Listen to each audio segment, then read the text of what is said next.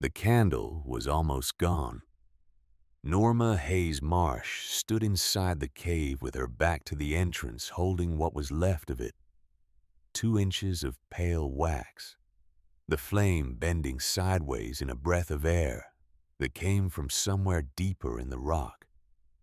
She had been standing still for a long time, long enough that the cold of the limestone had moved through the soles of her bare feet and settled somewhere in her shins. She didn't notice the cold. She was looking at the wall. The marks had been there when she first came in 2 days ago. She had seen them then scratched into the surface of the pale rock, dozens of them at different heights. The kind of thing you find in old caves all through the hills of Harlan County, Kentucky. People passing through. People waiting out weather. People who needed somewhere that wasn't anywhere, just for a little while. They left marks the way people always leave marks when they feel invisible, just to prove they were there. Tally lines, small drawings, a shape that might be a dog or might be a man running, a sun with uneven rays. The ordinary record of people trying to hold on to the fact of their own existence. She had seen all of it. She had not paid attention to it. She had been too tired. But now, on this second morning, with the light coming through the crack in the rock at a different angle, she was looking at something she had missed before. Not the old marks. Something newer. Lower on the wall at the height of a person crouching. The cuts in the stone were sharper, less worn by time. The color of fresh limestone where it's been worked against, not the gray-brown of decades of dust and moisture. Someone had been here. Not long ago. She moved closer. Held the candle near the wall. The handwriting was small and pressed tight together. The letters slightly uneven, slanting up and to the right. She read the first 3 words and then she stopped. She stood there, in that cave, with the candle burning down and those 3 words in front of her. And she did not move for a very long time. She knew that handwriting. She had known it for 12 years. She had seen it on the back of envelopes, on the notepad stuck to the refrigerator with a magnet shaped like a horseshoe, on the feed store receipts he kept in a rubber-banded stack in the kitchen drawer, on tax documents and supply lists and the small slips of paper he left on the kitchen table when he had gone somewhere early and didn't want to wake her. 3 words cut into the rock with something sharp. "I need to finish." She said nothing. She did not say his name. But she pressed her fingers against the letters very carefully. The way you touch something you are afraid of breaking, though. There was nothing left to break. And she felt for the first time since the morning she stood at the sink, watching the county road from the kitchen window, while someone called to tell her what had happened. She felt something shift inside her chest. Not grief. Not quite. Something older than grief and harder to name. The recognition of a man she thought she had already lost before she lost him. His name was Calhoun Marsh. Everyone called him Cal.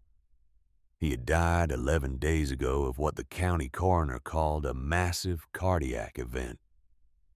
He was 52 years old. People at the funeral had said quietly the way people say things at funerals that don't require them to look at each other. Happens at that age. They said it like a door closing, like a thing that had already been filed and could not be reopened. Norma had let them say it. It was easier in those first days to let things be what they appeared to be. But standing in that cave, her fingers touching her dead husband's words cut into limestone, she understood for the first time that easier had always been the wrong direction.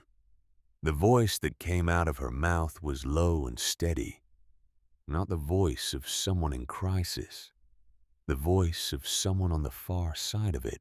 I didn't know what Cal had left in there, she said. To no one, to everyone, to the dark that pressed in from the back of the cave. But the moment I recognized his handwriting on that rock, I understood why they needed him gone. She stood there in the silence after her own words, outside the cave through the narrow passage and the main chamber, and the thin slot of light that cut through the rock.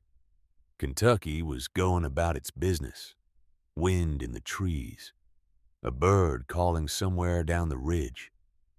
The ordinary sounds of a world that did not stop for any particular person's reckoning. Inside the cave, a woman stood holding a candle and deciding what she was gonna do next. That was 3 days ago. This is what happened before it. Harlan County, Kentucky is not the kind of place people choose. It is the kind of place people are born into and stay in because the roots go down deeper than any reason to leave. The hills fold in on themselves here, green and steep, and the valleys between them hold small towns that have been there long enough to forget what they were built for. The coal is mostly gone. The mines that drove 3 generations of men underground have been sealed or flooded, or simply abandoned, their mouths standing open in the hillsides, like questions nobody is answering anymore.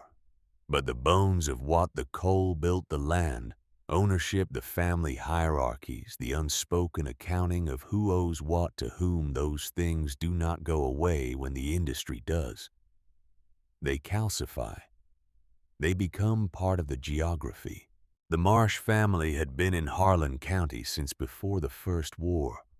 The grandfather came in 1919 with nothing but a truck and a willingness to bet on land that other people couldn't see the value in. He was right, and for a while that made him lucky. His son Glendon was less lucky and less patient, which turned out to be more dangerous. Glendon Marsh did not wait for opportunity the way his father had.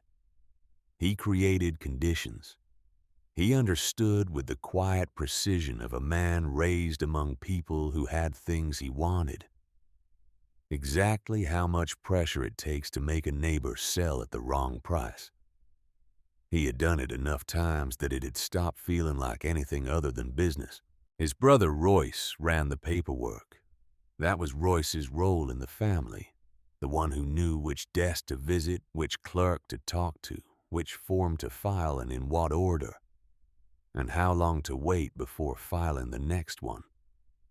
Royce was not a smart man in the way people mean when they call someone smart.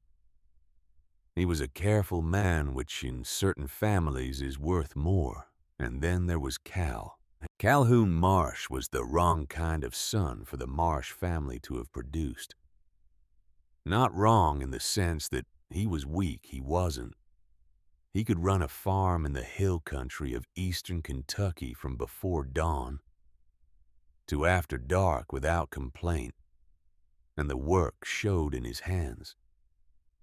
But somewhere in him there was a different set of measurements than the ones his father used. He looked at people, at actual people, their faces, their circumstances, the weight they were carrying, and what he saw mattered to him. This was a liability in a family that had prospered by not looking too carefully. He named every cow on the farm, not as a joke. He just felt that things deserved to be distinguished from each other, to have some individual acknowledgement of the fact that they existed. Once, when a baby mockingbird fell out of a nest near the barn, he spent 3 hours trying to save it. He kept it warm. He tried to feed it with an eyedropper. When it died anyway, he buried it in a tin that had once held shortbread cookies, because he said a creature that tried that hard to live deserved something better than the grass. He said it without sentiment, the way he said most things, as a plain statement about what was owed to the world. He was 40 years old when he met Norma Hayes in a diner outside of town, sitting alone at a corner table reading the local paper from the first page to the last. Not skimming. Reading. Like a man who wanted to understand the world, not just confirm what he already thought about it. She noticed that. She noticed very little else about him that day, because she had learned to be careful about what she noticed in men. But that the slow, deliberate reading of a paper in a diner alone, as if it mattered, stayed with her longer than she expected. He asked her to dinner the following week. She said yes for reasons she still couldn't fully explain even 12 years later. Walking down a county road alone in the September heat, with a rolling suitcase that needed a new wheel. Yama. The funeral was on a Saturday. The county was dry hot the way it gets in September in the mountains. The moisture gone out of the air. The grass on the roadsides. The color of things that have given up. The church was small and full. Cal had been known in Harlan County for his whole life, which meant that half the people in the pews had their own private accounting with the Marsh family, and showing up was part of maintaining that accounting. The other half came because they had genuinely liked him, and they were quieter than the first group, and sat closer to the back. Norma wore the black dress she had bought for her mother's funeral 6 years before. It still fit, which felt like an indictment of something she couldn't name. She sat in the front pew with Winifred Marsh on one side and the empty air of what should have been a family on the other. She had lost 2 pregnancies in those 12 years. The first at 5 months. The second at 13 weeks. Cal had cried both times on his own shoulder, not hers. He said once quietly that he needed to hold himself together so she could fall apart. She had been angry at him for that. She understood it now. It was the language he had been given for love, and it was the wrong language, and he had used it anyway because it was all he had. She thought about that during the service.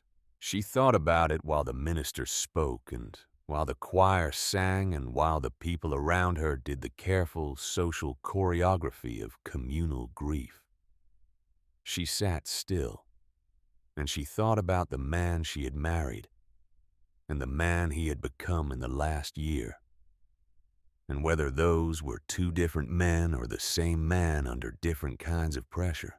She did not cry during the service. The tears were there, but they were backed up behind something harder, something she didn't have a name for yet. Opal Winters came to find her during the reception. Opal was 72 years old and had lived 3 properties down from the Marsh place for as long as anyone could remember. She was a small, bent woman with thick-lensed glasses and a garden she talked to, the way most people talk to their families, with authority and affection, and the occasional expression of disappointment. Her husband, Harold, had died 4 years before, and since then she had become, if anything, more direct, as if his death had removed the last reason she had for softening what she said. She found Norma in the kitchen refilling the coffee urn. She touched Norma's elbow. "You're going to need somewhere to go," Opal said in a voice low enough not to carry. "When the Marsh family does what they're going to do." Norma looked at her. "Opal, there's a cave up past Miller's Creek," Opal said, "behind the old quarry ridge. You take the trail past the creek and you keep going up until the rock changes. You'll see it. It's between 2 limestone outcroppings set back behind some brush. You'd walk right past it if you didn't know." "Why are you telling me this now?" Opal looked at her over the top of her glasses. The look was not unkind.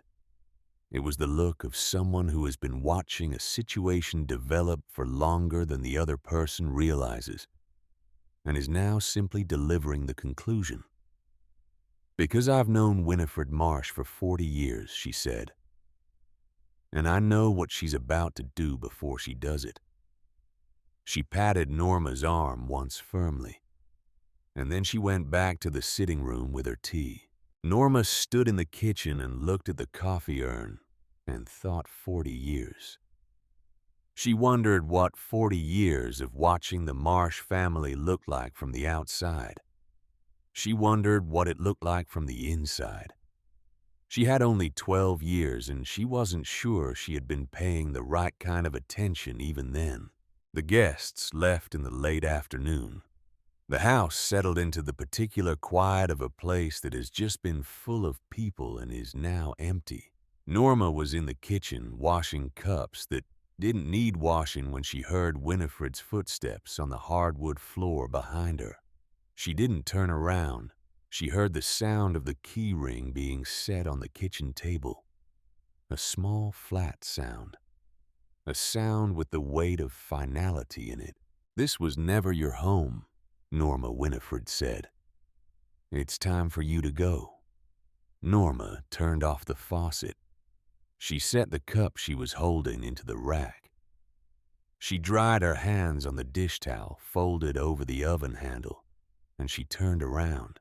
Winifred Marsh was standing in the middle of the kitchen with her spine straight and her hands at her sides.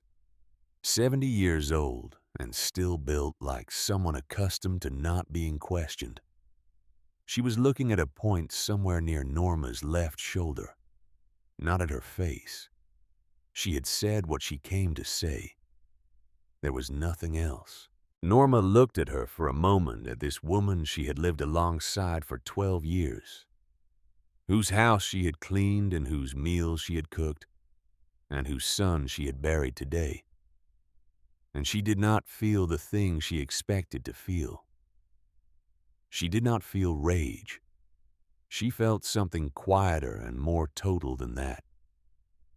She felt the confirmation of something she had suspected for a long time, without letting herself know she suspected it. "All right," Norma said. That was all she said. She went upstairs and she packed. She didn't take much. She was not a person who had accumulated much that was truly hers. The wedding photograph from the dresser, her and Cal standing outside a courthouse, squinting into the afternoon sun. Both of them younger by 12 years and lighter in a way that had nothing to do with weight. The silver locket that had been her mother's. The one that held a photograph so small and worn by handling that you could barely make out the faces. But she knew whose they were. The composition notebook where she kept the old remedies her grandmother had taught her what to make for fever, for insomnia. What plants along a creek bank had uses that most people had forgotten. Clothes, shoes, and then she didn't know why. She did this. Not, then she opened the kitchen drawer, and she took a paring knife. Not the biggest knife in the drawer.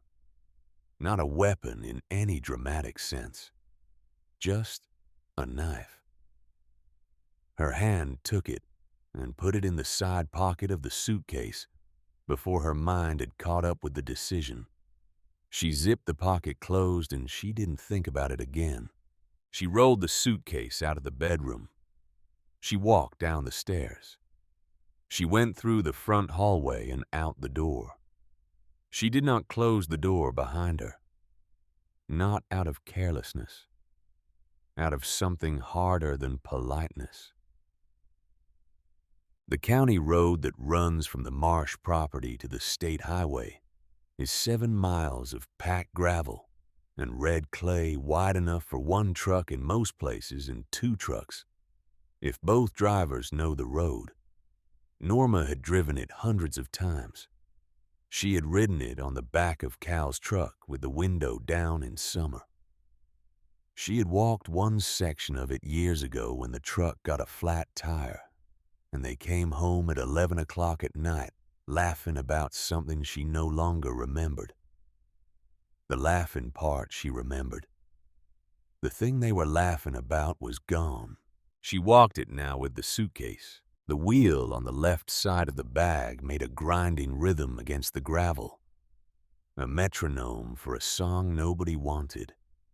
The sun was already halfway up and cutting sideways, the kind of September light that gives you no mercy and no shade.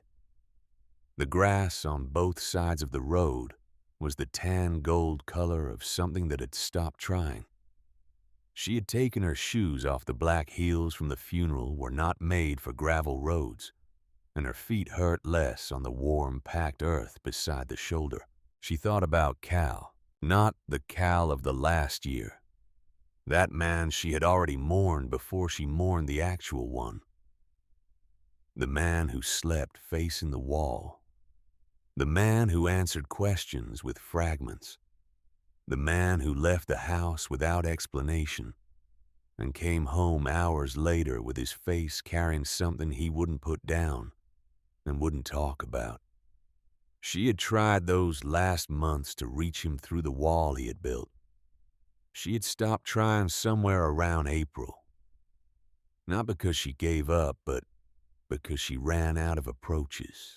She thought about the other one, the man she had said yes to over dinner who ate slowly and asked questions that showed he had been listening to everything she said 5 minutes ago, not just the last sentence. The man who brought a coffee to the barn every morning because he said animals shouldn't have to start a cold morning looking at a person who was still half asleep. The man who drove 3 hours to bring her mother's furniture up from her mother's house after the funeral and didn't ask to be thanked and wouldn't have known what to do with the thanks if it had been offered. She had loved him for exactly the kind of person he was. And that person, she had learned in the last year of his life, had been carrying something that she hadn't known about and that had been eating the space between them from the inside. She didn't know yet what it was. She had a direction.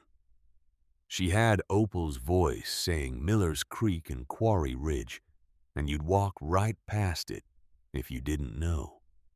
She had the sense not yet formed into anything she could call a thought that the last year of Cal's silence had not been what it looked like. At the state highway, she stopped. Left was town. 6 hours by bus to a city where she had a cousin she hadn't seen in a decade. A life she had left and not missed. A set of rooms in other people's buildings and other people's structures. The kind of life that would take her in and ask nothing of her and mean nothing either. Right was the hills, the old Quarry Ridge, a cave that Opal Winters had described with the specificity of someone who was not guessing. She stood there for a minute. A pickup truck went past her without slowing, trailing a rooster tail of dust. She turned right. The trail past Miller's Creek had not been maintained in years. The undergrowth had come back across it in most places, which in eastern Kentucky meant a particular tangle of mountain laurel and blackberry cane, and the tough volunteer saplings that fill in any open space the moment nobody is watching. Norma pushed through it with one hand and dragged the suitcase with the other.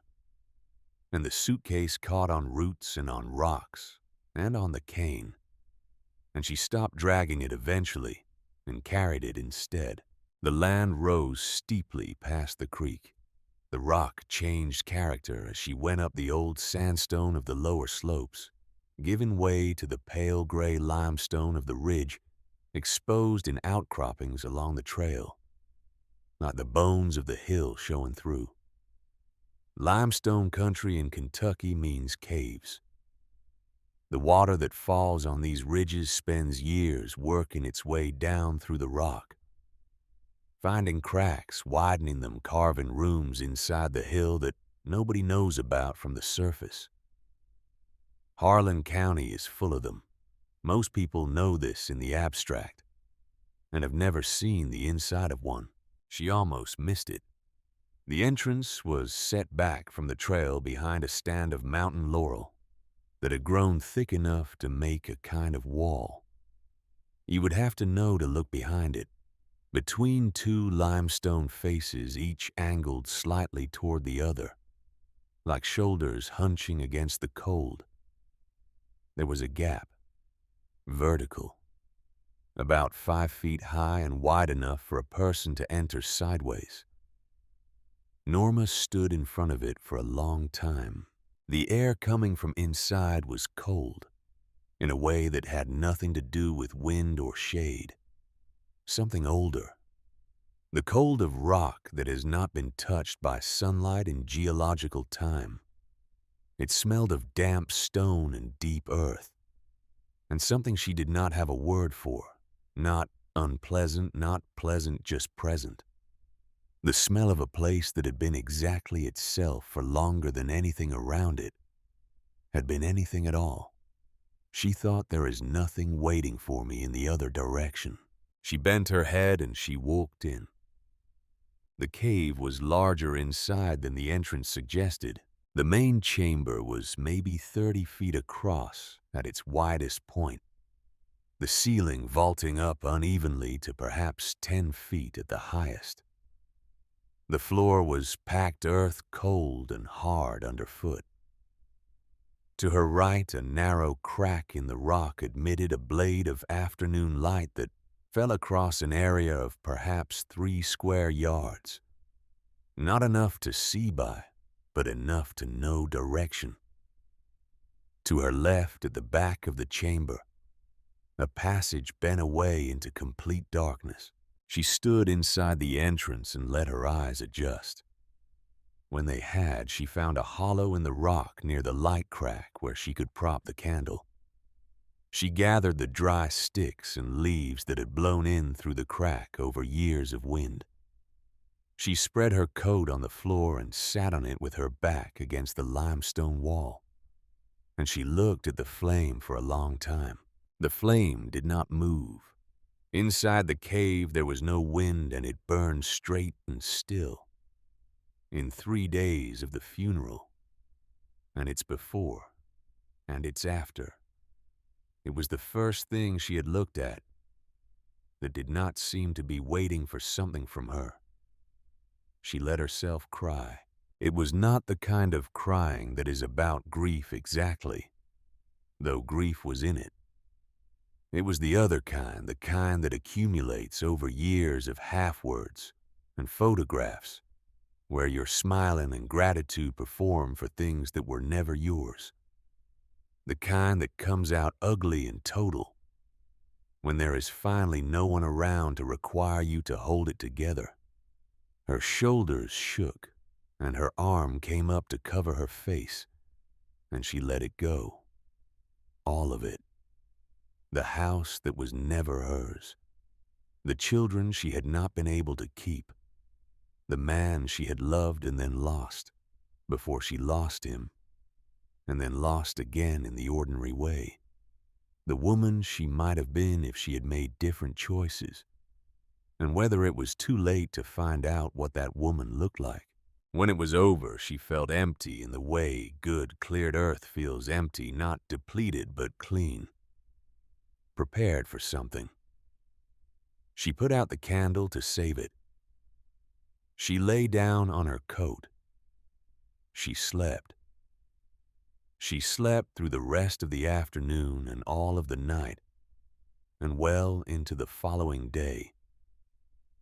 When she woke, the light through the crack in the rock was already shifting toward orange. Late afternoon. She had slept a full day.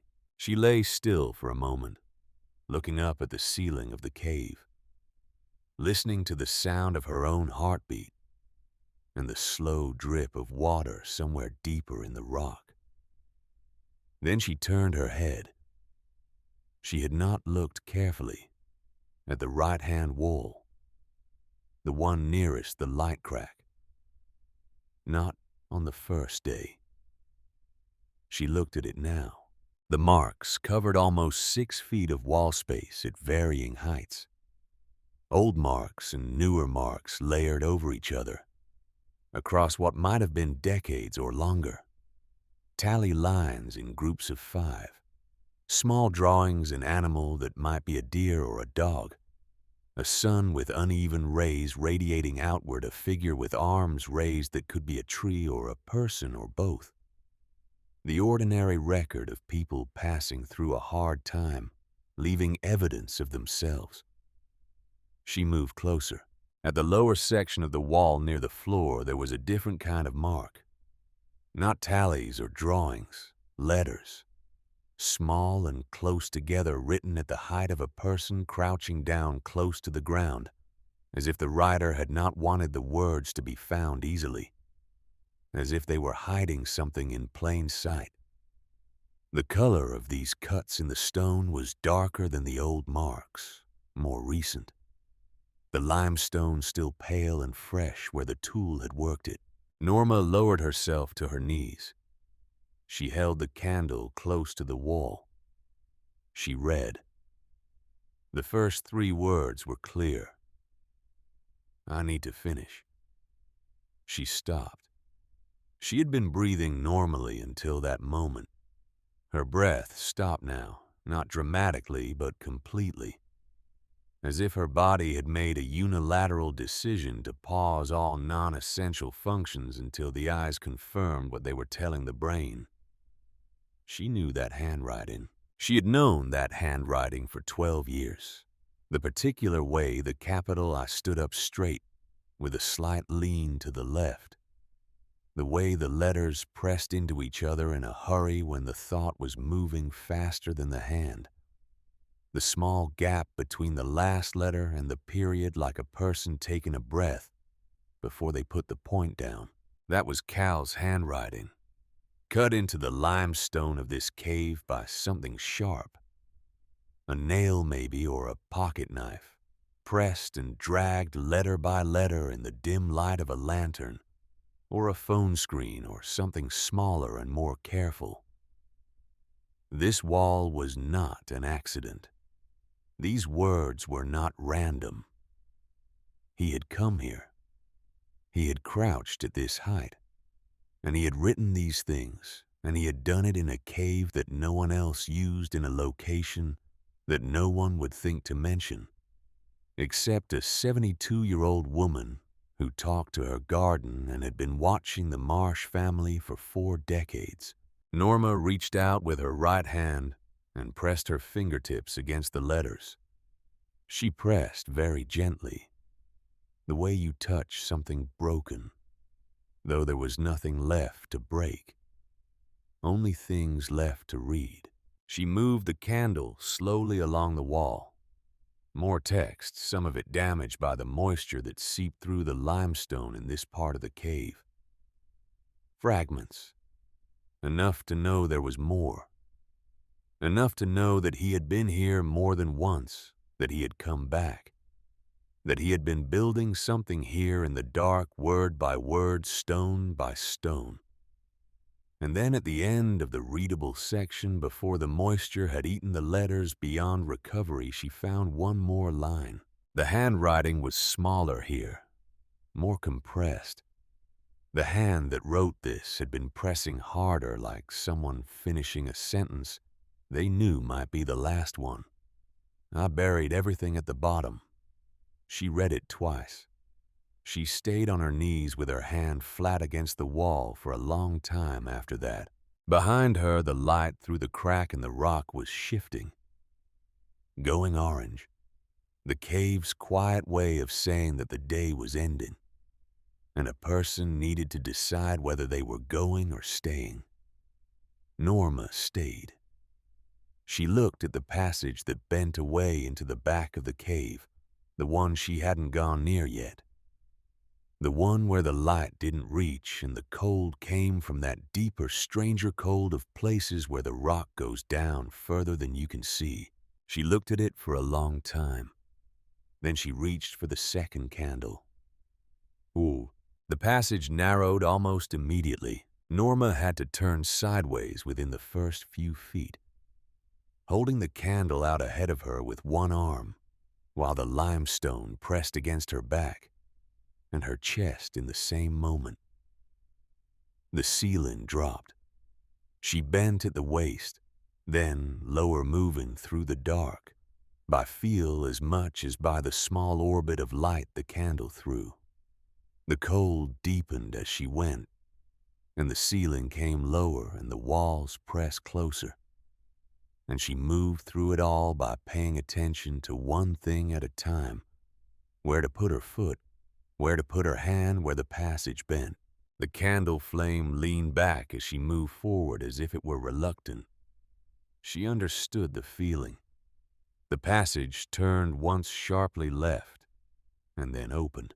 The inner chamber was smaller than the main room, maybe 15 feet across the ceiling lower, but still high enough to stand upright. The walls were close enough that she could feel the weight of them. The silence here was different too. In the main chamber there had been the ambient hiss of wind through the crack, and the occasional sound of something living, a bat maybe, or just the stone settling in its own geologic time.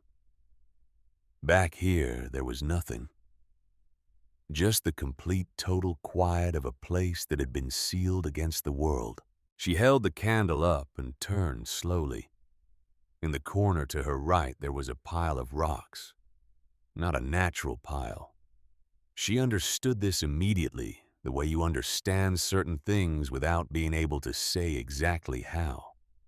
The rocks were stacked with intention. They were roughly the same size, chosen for how they fit together, placed in an order that distributed weight evenly. Someone had thought about this. Someone had taken time with it. She crossed the chamber and crouched beside the pile. She moved the top stone, then the next, then 3 more. The stones were cold and fit together tightly enough that a couple of them required both hands. She set each one aside carefully, not making more noise than she had to, though there was no one to hear her. Some habits go deeper than their reasons. Beneath the stones was a tin. It was a cookie tin, the round kind with a lid, the sort that shows up in every rural household in America in the months around Christmas, full of shortbread or peanut brittle or whatever the family specialty was, and then kept for years afterward to hold everything from sewing supplies to loose change, to documents that needed to be kept somewhere safe. This one was the dark green of old paint, the lid design worn almost smooth with handling. The lid was sealed with black electrical tape wound 3 times around the circumference. Wound with care. Wound by someone who wanted to keep moisture out. She looked at the tin for a moment before she opened it. A tin for keeping things safe.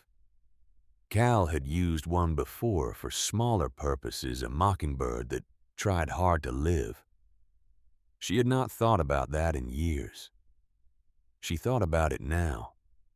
Norma took the paring knife from the pocket of her coat. She had brought the coat back here with her, and she cut the tape. She opened the tin. She opened. Inside, wrapped in a plastic grocery bag knotted at the top, was a composition notebook with a black cardboard cover. The kind sold in drugstores for $1.50. The kind students use. Underneath the notebook, flat against the bottom of the tin, was a small digital voice recorder. The type made by Sony in the late 2000s and early 2010s, silver-cased about the size of a thumb drive with ambitions. It had been sealed inside a Ziploc bag. The bag itself pressed flat to remove the air. Before sealing the way someone careful about moisture would do it, and beneath that, folded into quarters, 3 sheets of paper. She took the notebook first. She undid the knot in the grocery bag, shook it loose, turned the notebook over in her hands once. The cover was unmarked. She opened it to the first page. Cal's handwriting looked up at her from the paper, the way a face does from a photograph with all the life that was in it when it was made preserved by the stillness of the medium, unable to account for what had happened since. She needed to sit down. Her knees made the decision for her. She was on the floor of that chamber coat spread under her candle, propped in a crack at the base of the wall before she had completed the thought. Her back found the limestone. The notebook was in her lap. She began to read. He had started writing here almost a year before he died. The first entry was dated the previous November. She had been in this same house in November, sleeping in the same bed, sitting across the same kitchen table. She tried to map what she remembered of that November onto what she was reading now, and the two things did not fit together in any way she could make sense of. I started writing here because I can't write at home. The walls of that house have ears that aren't mine. He wrote without drama. That was the first thing she understood about the notebook. It was not a confession, not a cry for help, not the kind of document people imagine when they imagine someone leaving a record of something dangerous. It read like a log, like the feed records he kept in the barn, exact and economical. What he knew, what he had found, what it meant, and what it didn't mean, and where the gaps were. The handwriting was the same handwriting as always, undecorated, the letters doing exactly what letters are for and no more. He had started with Virgil Ferris. Virgil Ferris had been a laborer in Harlan County. Not a farmer exactly, more of a man who worked whatever work was available, which, in eastern Kentucky, meant he had driven trucks and cleared brush and laid fence and done a dozen other things that fall under the general heading of making a living in a place where making a living requires improvisation. He had a wife named Mary and two sons. The older one was named Everett and would have been about 16 when his father disappeared. The younger one, Denny, was maybe 13. Virgil Ferris had been gone for 9 years. The official record said he had been involved in an accident on the Marsh property. The official record also said the case had been reviewed and closed. The word on the file, according to the copy Cal had eventually obtained through a cousin who worked in the next county's records office, was a single word: archived. Not resolved. Not concluded. Archived. As if the life of a working man in Harlan County were something that could simply be put away in a drawer when it became inconvenient. The community's version of the story had several variations, the way community stories always do when no one has been given an authoritative account. Some people said Virgil had left. Some said he had gotten into trouble with people he owed money to. Some said there had been a work accident and the family had been paid to stay quiet. Each version circulated in its own small orbit of credibility, and none of them were ever compared to each other, because that's not how small communities manage uncertainty. You hold your version. Your neighbor holds theirs. Nobody compares notes. Cal had compared notes. He had started the notebook explained with something Opal Winters said at a community meeting the previous October. He didn't describe it as a dramatic moment. He wrote it plainly. Opal said that Mary Ferris told her Virgil had come to her in a dream, said the ground above him was wrong. Then a gap of 2 lines. Then not that he was buried. That the ground was wrong. Like he knew the place was off. That distinction between being somewhere and being in the wrong somewhere had caught in him like a burr. He did not explain in the notebook why it caught. He didn't have to. She understood it. Cal was a man who noticed the difference between what people said and what they meant by it. And when those two things diverged, he could not unnotice it. It was the same quality that had made him a careful farmer and a decent neighbor and a difficult son. He could not look away from what was actually there. So he had pulled the thread. He had called his cousin at the records office. He had visited Mary Ferris at her house on the pretext of an old acquaintance stopping by, and then he had listened. Really listened to the way she talked about the land near the eastern fence line of the Marsh property, the strip that had always been disputed that Virgil had called his since before Everett was born. He had driven to the next county and found Everett Ferris in a rented room behind someone else's house, and he had sat at that man's table and shown him what he'd found and asked him what he knew. He had found the document. Royce Marsh had registered a parcel of land 60 acres in the northeast quadrant of the Marsh holdings. 60 acres that had not previously been part of the Marsh holdings, 14 days after Virgil Ferris was last seen. The registration had been done properly, all the paperwork in order, all the signatures in the right places. There was nothing irregular about the filing itself. The irregularity was what the filing did not mention, that 60 acres of that land had been claimed by Virgil Ferris for years before the registration, that he had documentation supporting his claim, and that he had been scheduled to bring that documentation to the county office the Monday after he disappeared. He had disappeared on a Friday night. Cal wrote about his father with the same precision he wrote about everything else. No rage, no shouting on the page, just the facts documented with the care of a man who understood that facts to matter have to be exact. Dad did this. I don't know exactly how, and I don't know who else was in it with him, but the sequence is clear. The land registration, the timing, the closed case file. I've looked at it from every angle I can find, and there's only one way the pieces fit together. And then a page later, the line that made her close the notebook for a moment and press the heels of both hands against her eyes. I don't understand how Dad did this.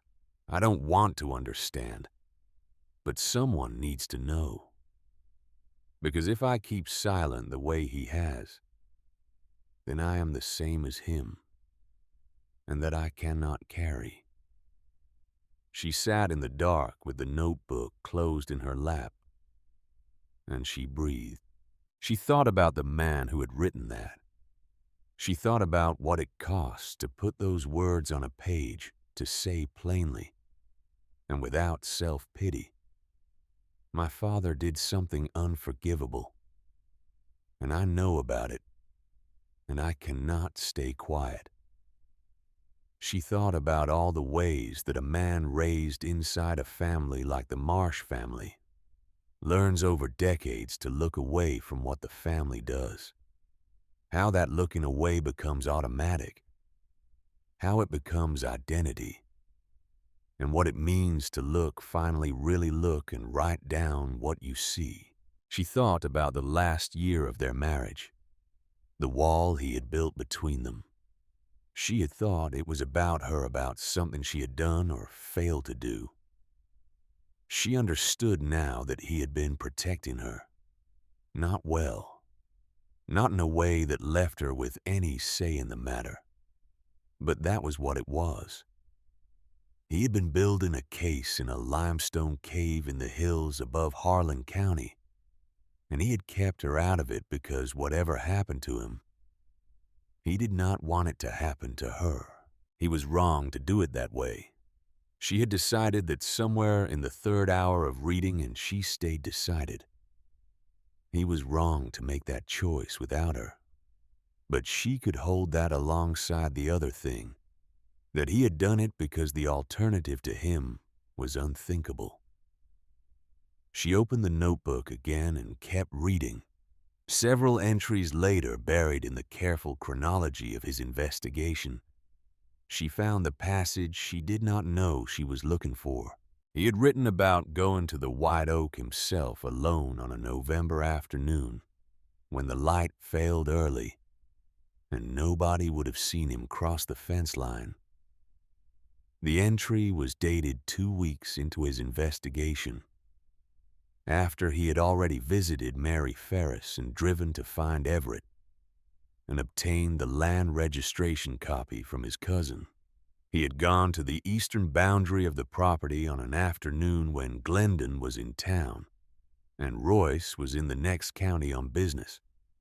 He had known where to look because he had read the original land dispute filings and understood what Virgil was claiming and where the claim was centered. He had found the canvas bundle in the third place he tried, wedged between a root and the soil on the north side of the White Oak, exactly where a man who hid things in the side, where the shadow fell latest, would have put it. Inside the bundle, documents in a craft paper envelope, and underneath them, sealed in a Ziploc bag, a small digital recorder. He had taken the recorder. He had left the documents exactly where they were. His reasoning, written in the same careful hand as everything else, was exact documents found in their original location by the family member with direct legal standing, carried more evidentiary weight than documents that had passed through other hands. The chain of custody mattered. If it ever came to a legal proceeding, and he intended for it to come to one, or for someone after him to bring it there, Everett Ferris needed to be the one who retrieved his father's papers from the place his father had hidden them. The recorder was different. The recorder he had brought here to the cave and cleaned and resealed in a fresh bag with a new battery from the hardware store in town. He had listened to it in this chamber alone with the candle burning down. He had not written down what he heard. He had not needed to. He had understood from the first seconds of the recording what it was and what it meant and what it changed. And he had made sure it would be waiting. She sat with that for a long time. She thought about him in this chamber, this specific room, this same cold floor, holding the recorder and pressing play, and hearing a dead man's voice explain the terms of his own disappearance. She thought about what that must have been like to hear alone in the dark, with no one to turn to. She thought about coming home after that and sitting across the dinner table from his father and passing the salt. She thought he was braver than I knew. And then she thought he should have told me.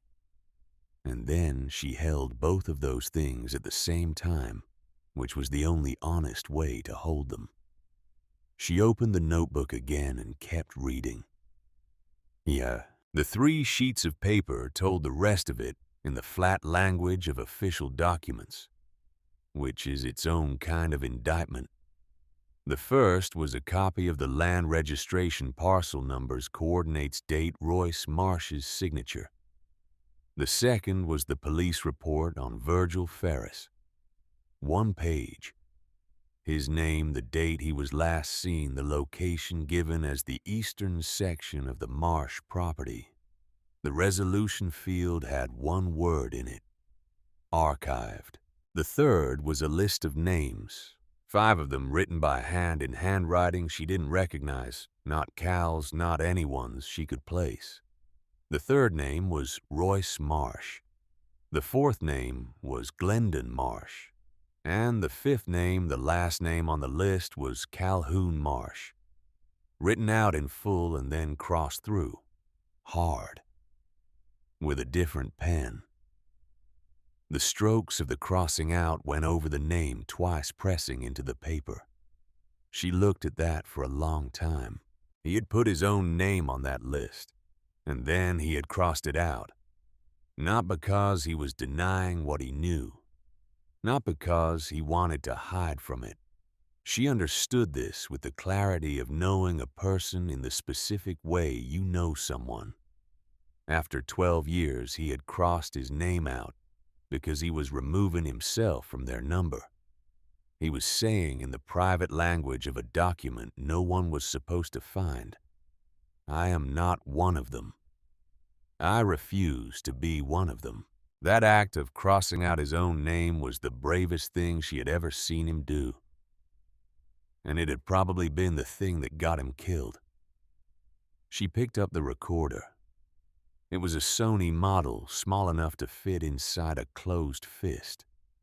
She pressed the power button. The battery light came on.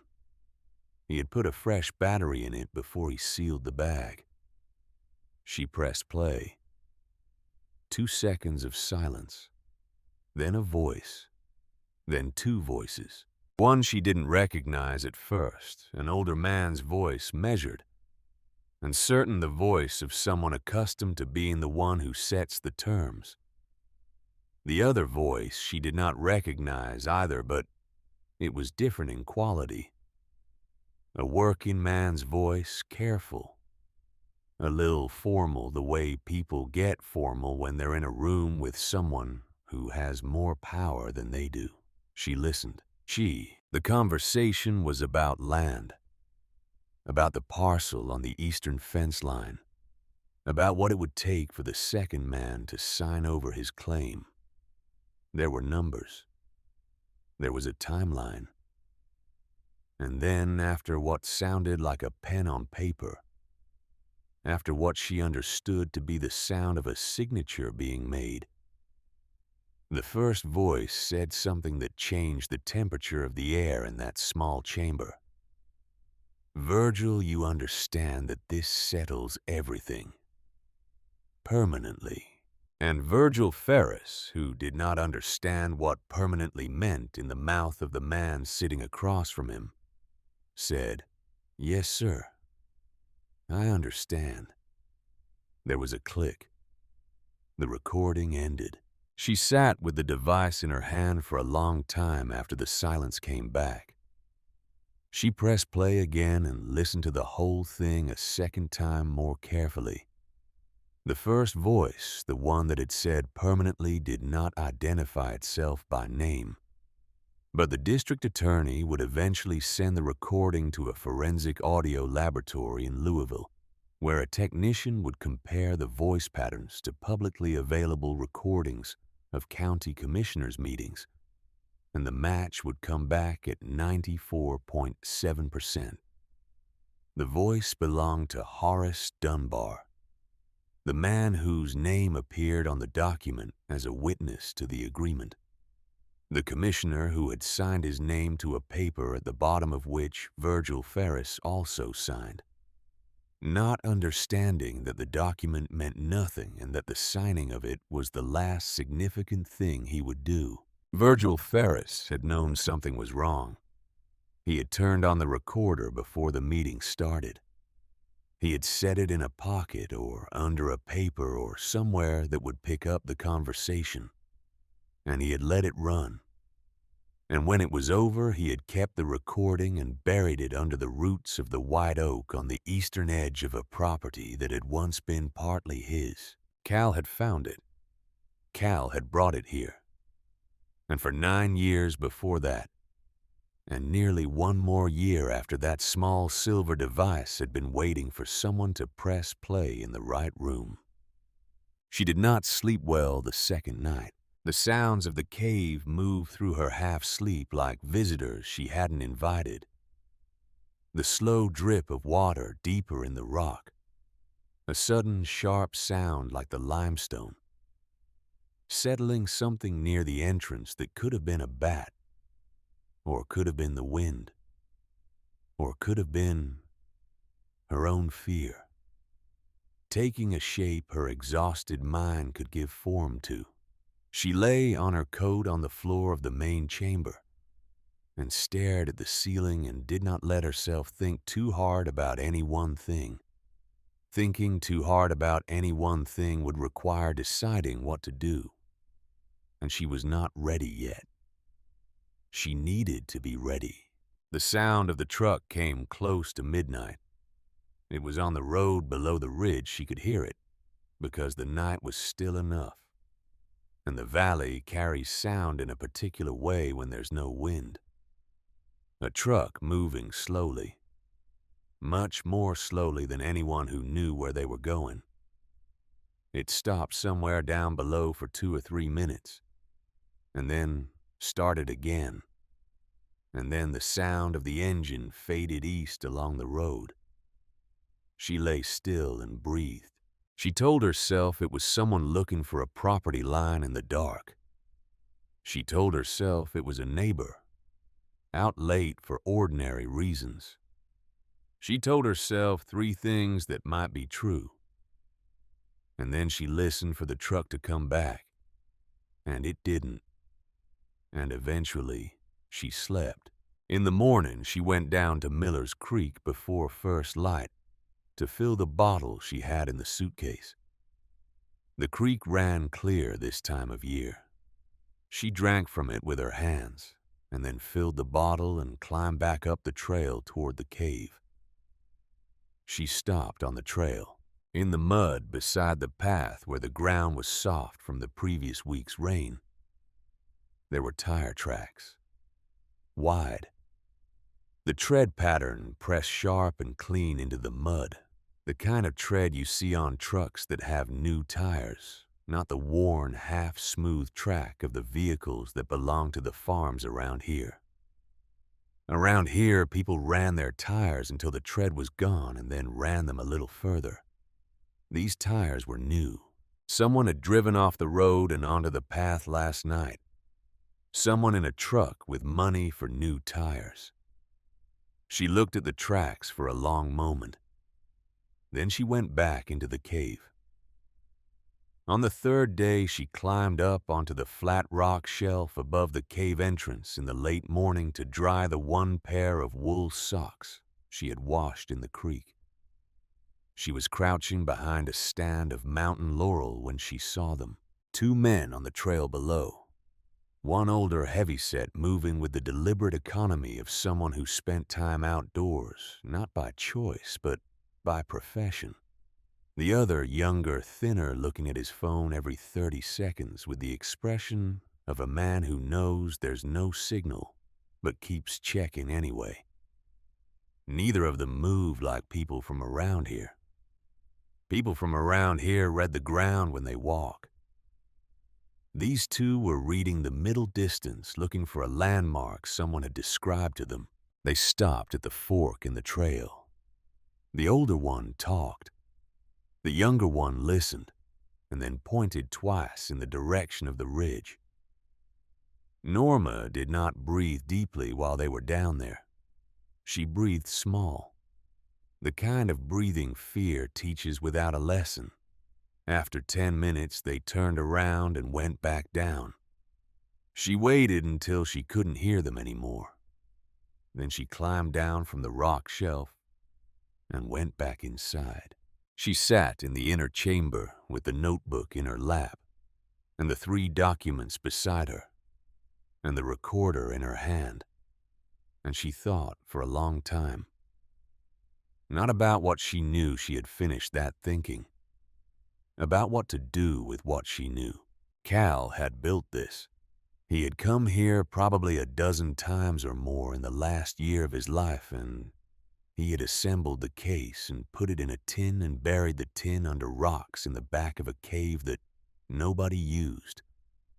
And then he had written on the wall outside because he needed to leave something visible, something that could be read by anyone who happened to look. He had done all of that knowing that what he was holding was dangerous, and that the people it implicated had the resources to make a problem go away. He had done all of that.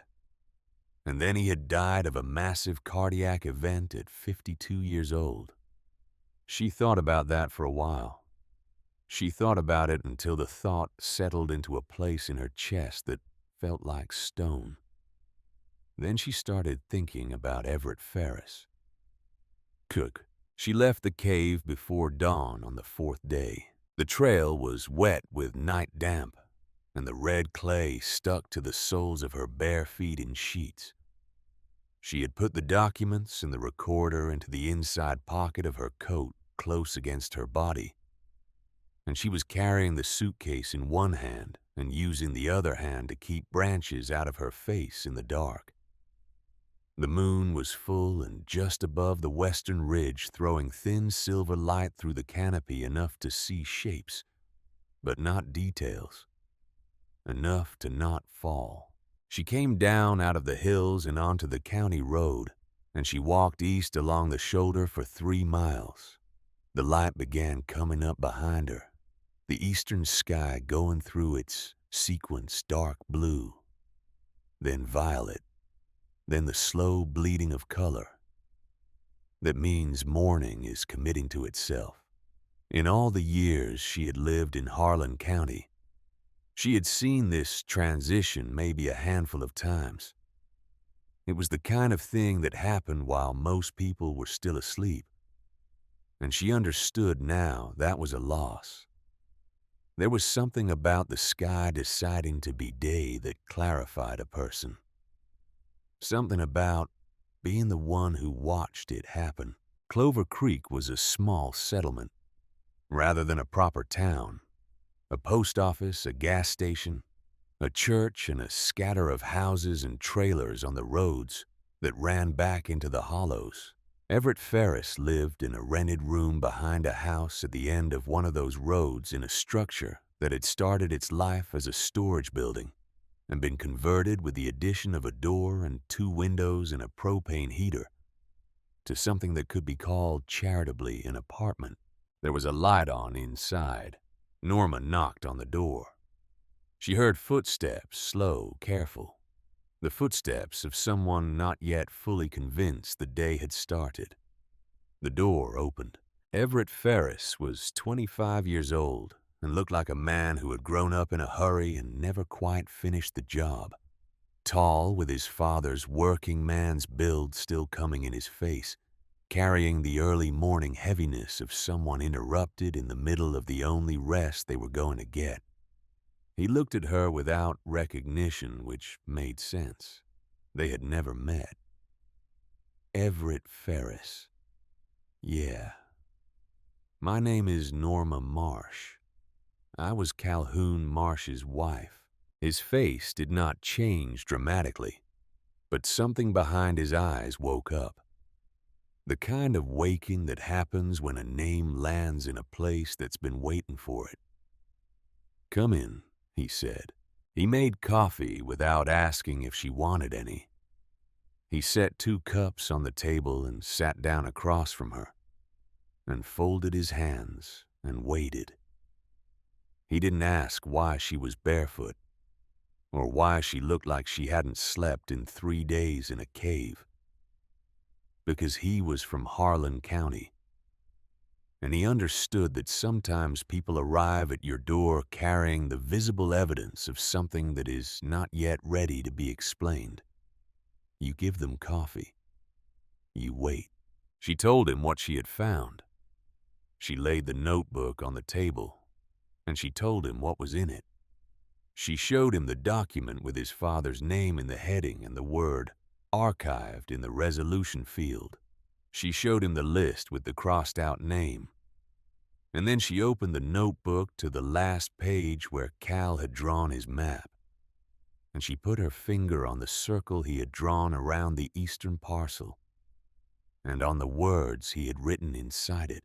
The old white oak. Deep roots. The white oak. Everett read it twice. He closed his eyes. "My dad told me about that tree," he said. The words came out carefully, like he was moving something fragile from one place to another. "Last time we talked before he disappeared, he told me he had buried some papers near it. That if anything happened to him, they'd be there. For when someone finally came looking." The phrase sat in the room between them. For when someone finally came looking. as if Virgil Ferris had known sitting across a table from a man named Horace Dunbar, signing a document with a pen that belonged to someone else, that what came after would require waiting, that the only question was how long. She showed him the recorder. She pressed play. She watched his face while his father's voice came out of the small silver device and filled the room. Everett Ferris sat very still while he listened. His hands were flat on the table. He did not move for the full length of the recording. When it ended, he exhaled once carefully through his nose. "That's him," he said. "That's my dad's voice." "I know," she said. "There are documents still under that tree. Cal left them there on purpose. He wanted you to be the one to find them. He wrote that the chain of custody mattered, that it had to be you." Everett looked at her for a long moment. Something moved across his face, not surprise, not grief exactly. The expression of a man who has just been handed back something he thought was gone permanently. "By yourself," he said finally. "I don't have anything left to lose," she said. It was a true statement, and she said it plainly without drama. "They took my house. They took my husband. The only way they can take anything else from me is if I still have something. And now I do." She put her hand on the notebook. "So the calculation has changed." He looked at her for a long time. Then he pushed back from the table. "I'm going with you," he said. They went by the creek path, staying inside the tree line that ran parallel to the main road. Everett knew the back way. He had grown up in these hills, and the land was in his feet the way it gets into people who spend their childhoods in it. They moved without speaking at a pace set by the terrain and by the shared understanding that they were doing something that could not be undone and needed to be done right. The white oaks stood at the eastern boundary of the marsh property 100 yards inside the fence line, in a break in the tree cover, where a limestone shelf ran close to the surface, and nothing else could get a root down deep enough to compete with it. The tree was enormous, 3 or 4 feet across. At the base, the bark deeply furrowed and gray-brown, the crown spreading wide enough to shade a significant piece of ground. It had been here long before anyone now living had been anything. It would be here long after. The roots surfaced at intervals around the base, thick as a man's thigh, in places creating ridges and hollows in the ground that you learned to step around without thinking about it. Everett went around the tree once. He stopped on the north side where one of the major roots came up at a sharp angle from the ground before diving back down, creating a wedge of shadow and enclosed space against the earth. "Here," he said. He always hid things on the side where the shadow falls latest. He said it was the most private. Norma turned her back to the tree and faced the direction of the farm buildings. She could not see them through the tree line, but she could feel the direction of them. She listened. Everett crouched at the base of the root and began working the soil with the pocket knife he'd brought. The ground was hard from the dry September, but looser here than the surrounding soil. The root had opened it over the years, kept it from compacting the way the surface around it had. He dug carefully, keeping the cuts small. The morning was still and bright. Insects in the grass. Somewhere across the fields a crow called once and was quiet. She heard the engine. It came from inside the property, from the back farm road that ran through the eastern wood lot, the one the family used for moving equipment between the fields. It was a truck, and it was moving at the speed of a vehicle that knew where it was going. Everett. She kept her voice level. "I know. Almost." The engine was getting louder. The back farm road curved through the woods and came out into the open about 200 yards from where they were standing. If the truck came all the way out, the driver would see them. Everett. Now. It's caught on something the root. The engine sound changed, slowing the way a truck changes when the driver is scanning the ground around him. Now, right now, a sharp sound, something giving way underground. Then the sound of displaced earth and the impact of a hand on packed dirt. Everett's arm came up out of the ground, and in his fist was a bundle wrapped in dark canvas and tied with baling twine about the size of a small book. They stood up together. They moved into the trees on the creekside, not running, moving with the quick and deliberate efficiency of people who have made a decision and are executing it. Branches caught at her arms. The ground was uneven, and she stumbled once and corrected without going down. Behind them, she heard the truck stop. She heard a door. She heard voices, two of them talking, and she kept moving and did not look back. They went a quarter of a mile before they stopped. They stopped because the voices had faded completely, and because Everett's breathing needed a moment, and because Norma's hands, she noticed now, that she had a moment to notice, were shaking. Not from fear. Not exactly. From the understanding arriving fully now of what they were carrying.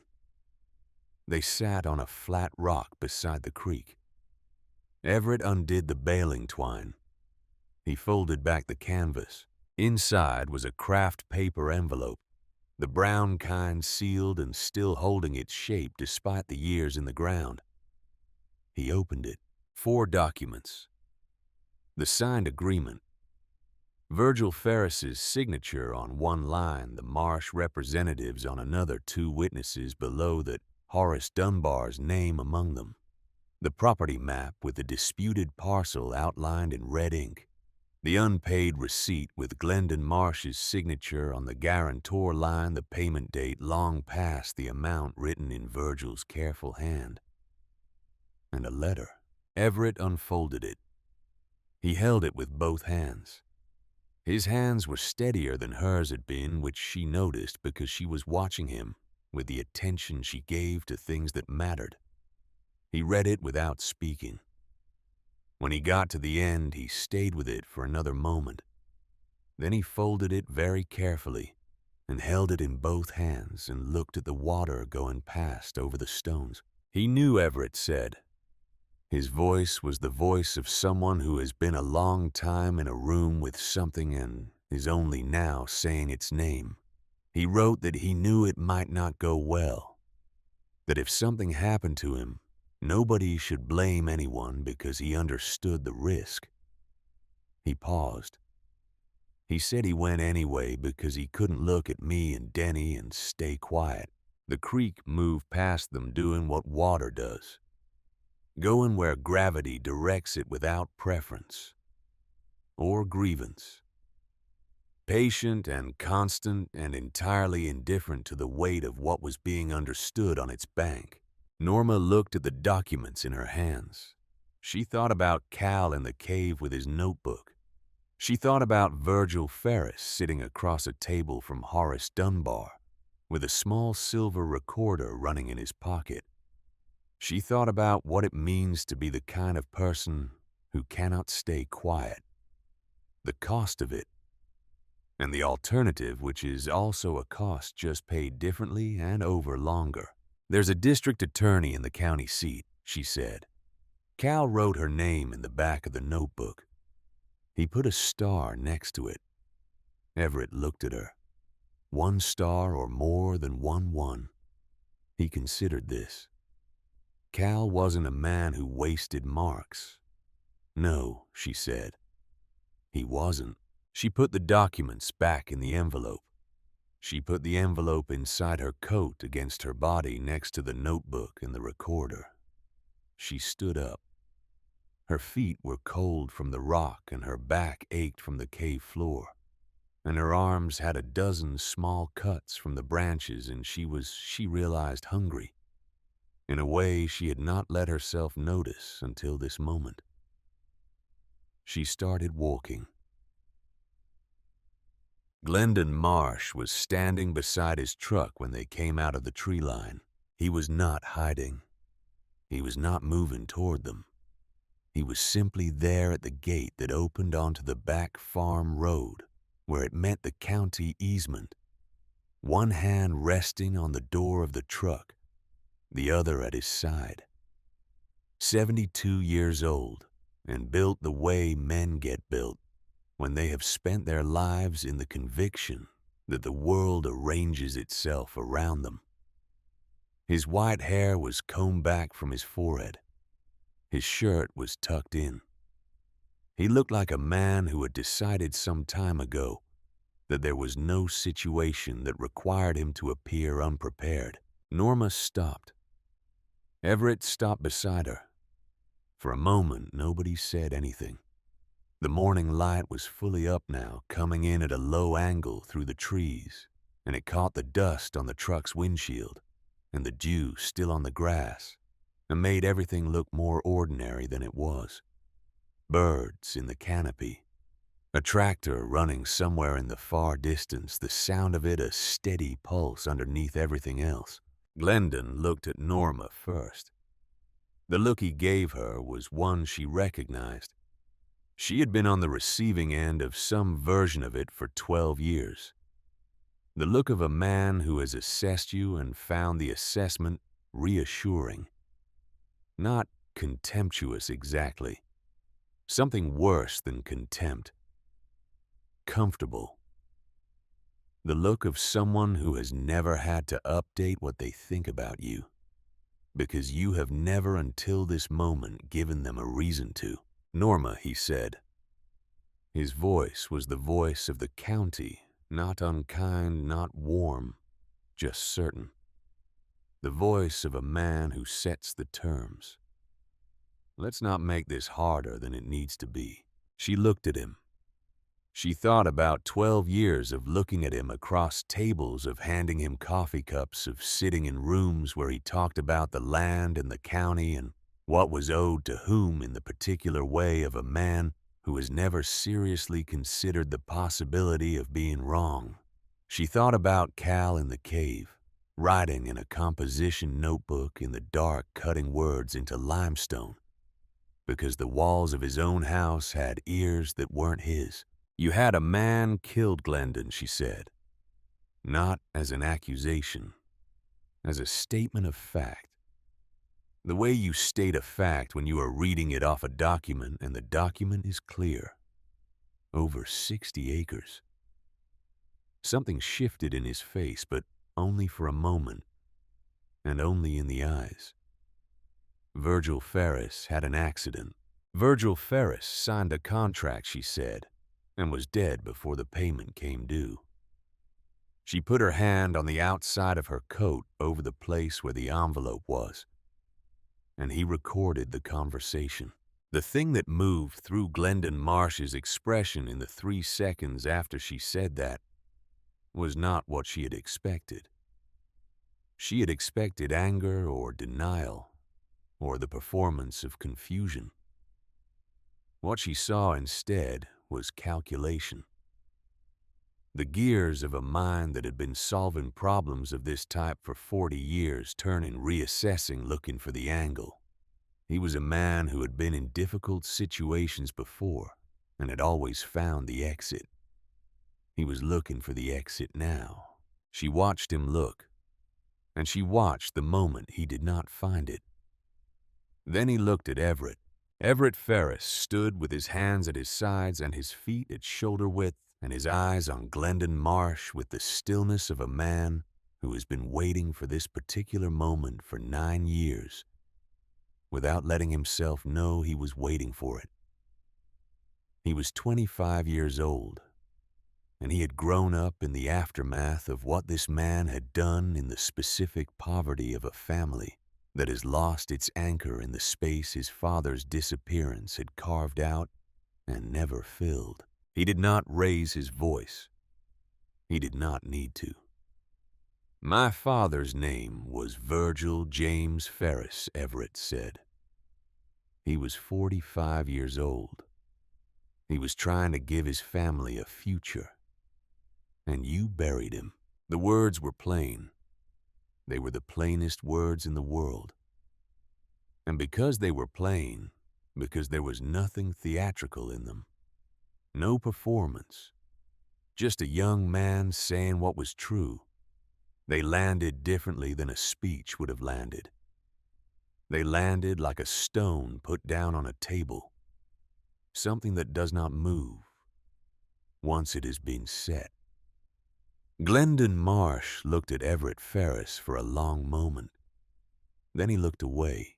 That was the moment, not the hearing that came later, not the documents laid on a government desk, not the names that appeared in the county paper the following month. This was the moment that mattered here on a dirt track at the edge of a field in Harlan County, Kentucky in the early morning of a September day. The most powerful man in the scene looked away from the youngest, could not hold it, looked at the middle distance instead, at nothing at the safe gray space of not having to see what was in front of him. "You're going to want to be careful," Glendon said finally. His voice was still controlled. A man like that does not lose control of his voice. You don't know what you're getting into. Norma looked at him. She looked at him for a long time, the way you look at something you have lived alongside for years, and are only now seeing clearly. The face she had looked at across dinner tables. The face she had said good morning to and good night to and never really looked at. Because you stop looking at things that are just part of the architecture. "I know exactly what I'm getting into," she said. "I spent 12 years inside your house." She let that sit. Then she said, "I'm finishing what your son started." She walked toward the gate. Glendon did not move to stop her. He did not move at all. He stood with his hand on the door of his truck, and he watched them go. And he did not try to stop them, because he had spent 40 years in a county where his name was enough. And some part of him, the oldest and most fundamental part, still believed that would be true this time too. He was wrong. But he wouldn't know how wrong for another 6 months. Cassie. The bus to the county seat ran once in the morning and once in the afternoon, and they were at the stop on the state highway by 9 o'clock, with 40 minutes to wait. Everett had a bag with him. He had stopped at his room on the way down from the hills to get it. And Norma had her suitcase and her coat, and what was inside her coat. They sat on the bench at the stop and did not talk much. There was a comfortable quality to the silence. It was the silence of people who have been through something together and have not yet started the work of describing it. The bus was a county transit vehicle, old, the seat fabric worn through to the foam on the aisle seats. It smelled of diesel and the particular staleness of upholstered spaces that carry people who have somewhere they need to be. They sat in the middle of the bus and watched Harlan County go past through the windows, the hills folding and unfolding the houses set back from the road, the occasional boarded storefront in the small settlements. They passed through the dollar stores and the tire shops and the church signs that changed their messages weekly, in the hope that the right combination of words would finally reach whoever needed reaching. She thought about Opal Winters for most of that ride. She thought about the specificity of what Opal had told her at the funeral. Not just that there was a cave, but where it was. The creek, the ridge, the brush that hid the entrance, the kind of directions that come from someone who has been there or has heard a very detailed account from someone who has. Harold Winters had been on the mine management board for the Northern Harlan County operations in the 1990s and early 2000s. She knew this vaguely the way you know background facts about the lives of people you see every few weeks for years, without ever asking them directly about themselves. Harold Winters had known Glendon Marsh, had sat in rooms with Glendon Marsh, had known exactly what kind of arrangements the Marsh family made and how those arrangements were structured and who was in them. And Harold had told his wife. Before he died, he had told Opal something, maybe not everything, but enough. And Opal had held it and watched and waited with the patience of a woman who tends a garden and understands that some things cannot be rushed and that the right conditions for a thing to grow are specific and cannot be manufactured. She had watched Cal making his trips up the back road toward the quarry ridge in the last year of his life. She had understood what he was doing. And when he died and Norma was standing in a kitchen full of funeral guests, Opal had come and found her and handed her the coordinates of the next thing without explaining why. Because she knew who would walk through the door of that cave and who wouldn't. Because she had been watching long enough to know the difference. Jaya, the county seat, was a town of about 12,000 people. The kind of regional hub that has a courthouse and a hospital and a Walmart, and not much else that you couldn't find in 3 other towns just like it within 50 miles. The district attorney's office was on the 2nd floor of the county administration building, a 70s-era brick structure with the architectural ambition of a shoebox. The air conditioner in one of the 2nd-floor windows was dripping onto the sidewalk below, leaving a dark stain on the concrete that had been there long enough to become part of the landscape. The nameplate beside the stairwell door said, District Attorney, and below that in smaller letters, Greta Holt. They waited on a bench in the hallway for 2 hours. The bench was molded plastic, the pale orange color of institutional furniture from a period when someone had tried to make institutional spaces less depressing and succeeded only in making them depressing in a different way. Everett sat with his elbows on his knees. Norma sat straight with the notebook in her hands, and the envelope inside her coat, and the recorder in her coat pocket. She had not put them down or set them aside since the rock shelf by the creek.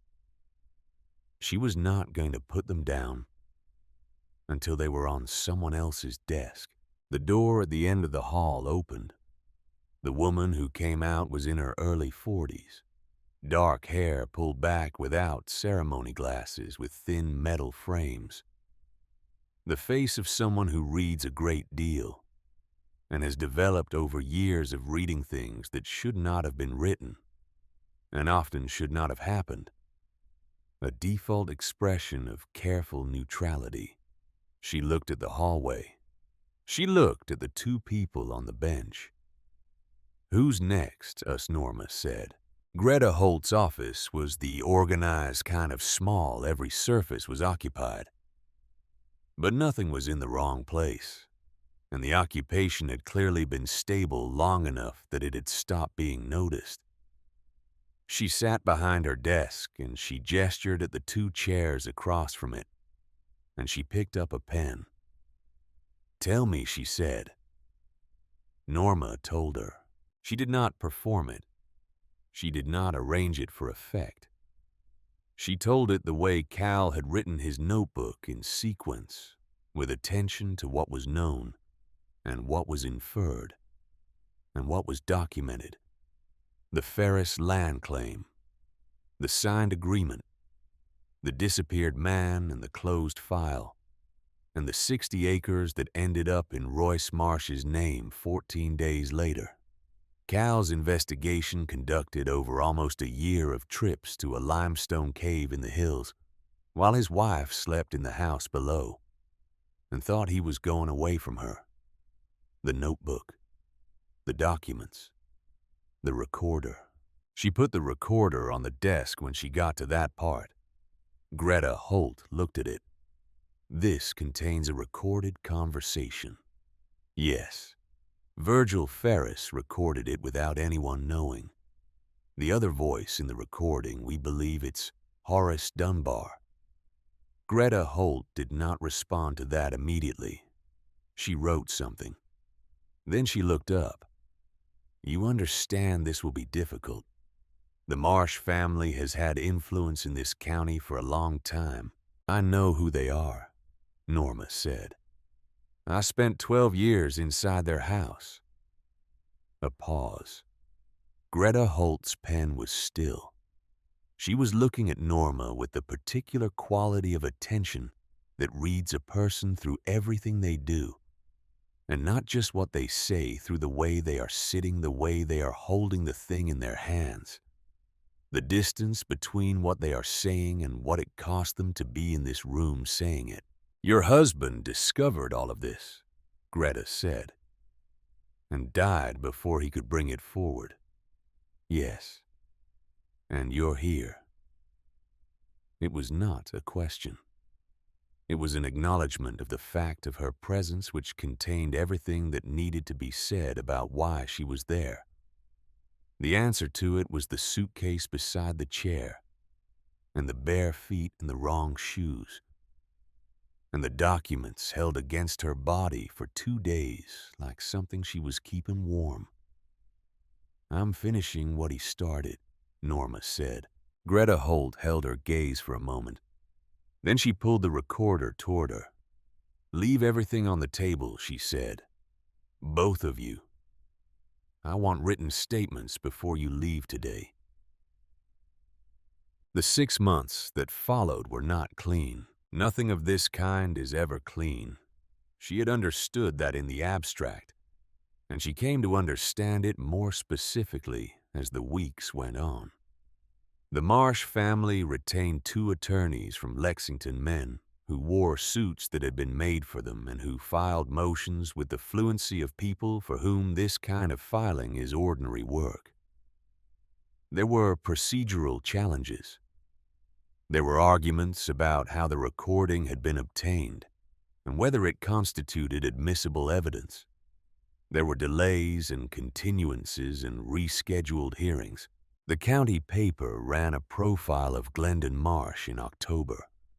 The headline called him a pillar. The article discussed his contributions to the county agricultural board, his family's long history in Harlan County, the scholarships the Marsh Family Trust had funded at the regional high school. It ran with a photograph of him that had been taken at a county fair 3 years earlier, standing in front of a barn in good light. He looked exactly like what 40 years of careful image management had made him look like. Norma read the article at the kitchen table of the small house she was renting on the east side of Clover Creek. 3 rooms, a propane heater, windows that needed caulking. She read it through once, and then she set it down and went to put the kettle on. She found the stones on the trail below the cave in early November. Someone had placed a row of them across the path, not a natural formation, not a landslide. Stones selected and arranged with intent. A line across the path that meant, we know you come here. We know where you go. She stepped over the stones and kept walking. There were 2 nights in November when she did not sleep well, when the sounds outside the small house arranged themselves into patterns that might have been innocent and might not have been. And she lay in the dark, listening and not reaching a conclusion. Everett got a phone call at 2 in the morning in early December. Silence on the line for 10 seconds. Then, nothing. He told her about it the next day at the kitchen table over coffee, in the matter-of-fact way of someone reporting a weather event. She made a note of the date and the time and gave it to Greta Holt. In the course of the investigation, Greta Holt's office identified 2 men who had been paid to survey the Quarry Ridge area in September. Contractors with no prior record hired through a third party that traced back to Royce Marsh. They had not found what they were looking for. They had not come back. The identification of those 2 men became part of the supplemental evidence package filed in January. Greta Holt was the kind of prosecutor who does not let go. She was not dramatic about it. She did not appear in the paper. She did not give statements. She worked. She sent the recorder to a forensic audio laboratory in Louisville, the kind of facility that does comparison analysis for federal cases and doesn't speculate. The results came back in December. The voice in the recording matched the voice of Horace Dunbar, and publicly available recordings of county commissioner meetings to a confidence level of 94.7%. Below the results, the technician had written a single-sentence note in the margin of the report. Matching characteristics are consistent across multiple phonemic patterns and are not attributable to coincidence. That was enough. The hearing was held in February in the county courthouse on the main square of the county seat. The room was a standard administrative hearing room. Not a courtroom exactly, smaller with rows of folding chairs for the public, and a long table at the front where the commissioners of inquiry sat. It was not a trial. It was a formal proceeding which in some ways was more damaging than a trial because it had a different kind of audience and a different kind of record. Norma sat in the second row. Everett sat beside her. Mary Ferris was there in the back of the room, a woman in her late 60s, now small and still, who had come alone on the early bus and would go home alone on the late one, and who sat through the entire proceeding without changing her expression, as if she had rehearsed composure for 9 years and had it down. Glendon Marsh sat at the respondent's table in a gray suit. His attorneys flanked him. His back was straight and his hands were folded on the table in front of him, and he looked from where Norma sat exactly like he had always looked, like a man who had decided a long time ago that the world would accommodate itself to his preferences. Winifred was not there. Royce was there at a separate table with his own attorney. The proceeding moved through its formal stages. The presentation of evidence, the reading of the document, record the testimony from the forensic audio expert who had flown in from Louisville and who spoke in the precise, dispassionate language of his field. When the recording was played through the room's speaker system, Virgil Ferris's voice came out of it with a clarity that had no right to exist after 9 years in the ground.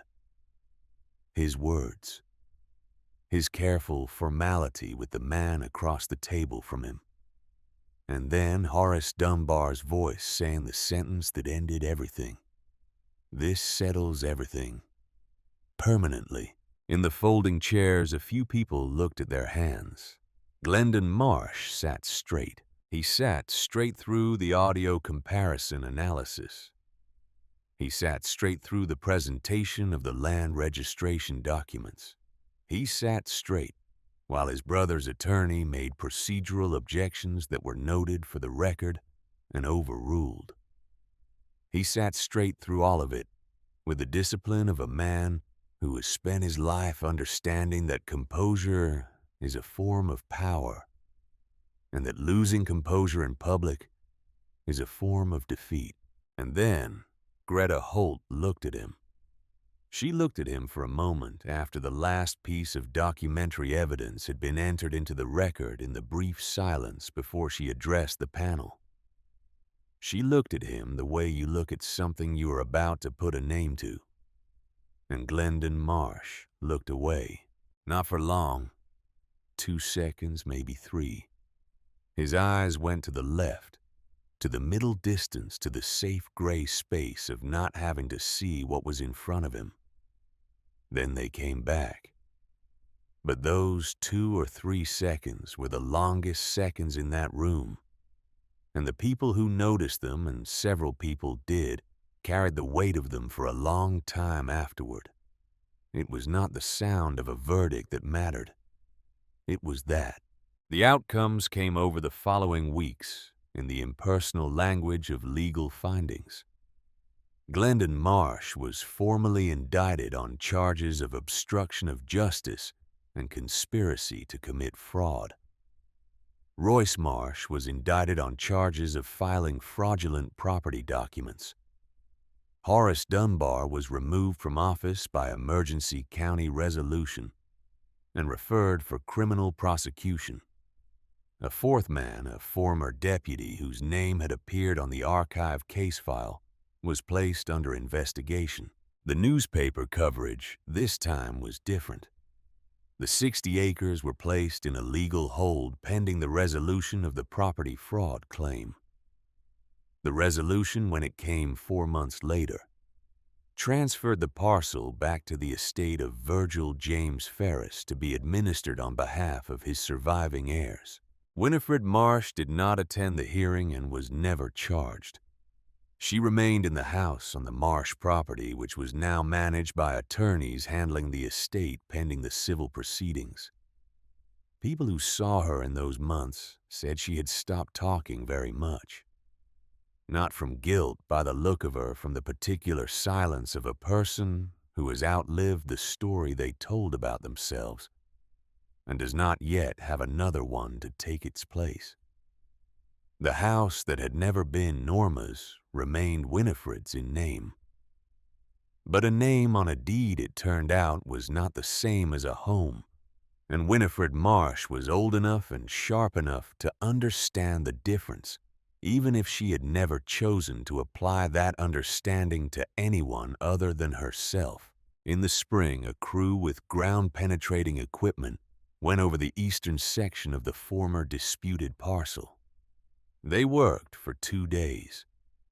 On the second afternoon, they found what they found, and a Harlan County Sheriff's deputy called Mary Ferris at her house near the creek. And Mary Ferris sat down in her kitchen chair and did not get up for a long time. Virgil Ferris came home in a manner that no one would have chosen. But he came home. He was not somewhere else. He had not left them. He had done exactly what he said he would do, and what had been done to him had been done to him by people who believed that the land and the silence of a county could cover anything. They had been wrong. It had just taken 9 years, and a woman with a paring knife and a tin box in a limestone cave to prove it. Everett sold 20 of the 60 acres. The price was fair. He had Greta Holt recommend a surveyor who was not connected to anyone connected to the Marsh family. And the surveyor found a buyer who was not from the county and had no history in its arrangements. With the money, he bought a reliable used truck and enrolled in the evening law program at the community college in Lexington. It was a 4-year program if you took it at the pace designed for people who worked during the day, which he did. He drove the 80 miles each way 3 nights a week without complaint. He told Norma about the law school enrollment on an afternoon in late March. Sitting on the porch of her rented house with 2 cups of coffee, the air still cold, but the light beginning to have some warmth in it. He said it the way he said most things, directly, without setup, as if it were a simple fact, rather than a decision that had reorganized something fundamental in how he understood his own life. "My dad never got to see us have a future," he said, "so I'm gonna build one where he can't miss it." She didn't say anything. There wasn't anything adequate to say. She just looked at him, this young man who had been 16 years old when his father disappeared and had carried that disappearance for 9 years, in the specific way that children carry the losses they're given before they're old enough to name them. And she thought about what it means to decide at 25 that the story does not end where someone else tried to end it.